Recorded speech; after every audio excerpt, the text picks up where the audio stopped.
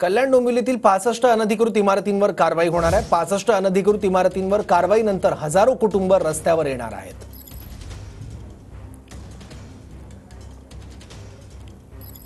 कल्याण डोंबिवलीतील 65 अनधिकृत इमारतींवर आता कारवाई होणार आहे। यामुळे हजारो कुटुंबांवर रस्त्यावर येण्याची वेळ येणार आहे।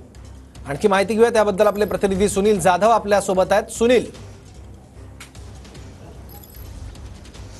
सौरभ, अगदी बरोबर आहे। मी सध्या उभा आहे या 65 इमारतीमधील गावदेवी हाइट्स या इमारतीमध्ये आणि आपण पाहू शकतो या ठिकाणचे जे रहिवासी आहेत आपल्या हातामध्ये महानगरपालिकेची टॅक्स पावती, त्याचबरोबर रजिस्ट्रेशन केलेल्याची कॉपी आणि त्याचबरोबर विद्युत पुरवठा करणारी त्यांचे लाईट बिल हे हातात घेऊन उभे आहेत। एकंदरीत पाहायला गेलं तर महारेरा घोटाळा प्रकरणी 65 इमारतीवरती कारवाई होणार आहे आणि या कारवाई दरम्यानच आपण पाहू शकता की 7 ते 8 वर्षापासून या इमारतीमध्ये अनेक हजारो कुटुंब राहतात आणि त्यापैकी ही गावदेवी हाइट्स आहेत आणि या इमारतीमध्येही कारवाई होणार आहेत आणि या कारवाईमुळे या स्थानिकांमध्ये रहिवाशांमध्ये चिंतेचं वातावरण आहे।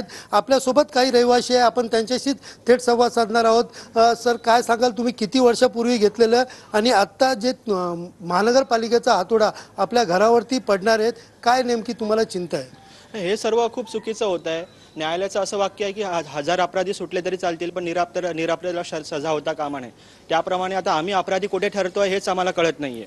जेव्हा जागा घेतली तेव्हा देखील आम्ही जागा ही आर झोनमध्ये आहे, सोसायटी रजिस्ट्रेशन झालेलं आहे, प्रत्येकाचं घरगुती रजिस्ट्रेशन झालेलं आहे, असे टॅक्स पावती लागलेला आहे, मीटर नावावरती झालेले आहेत। सर्व लिगलायझेशनच्या दृष्टिकोनातून जेवढं योग्य आहे तेवढं आम्हाला सर्व मिळालेले आहेत फॅसिलिटी। फक्त आम्ही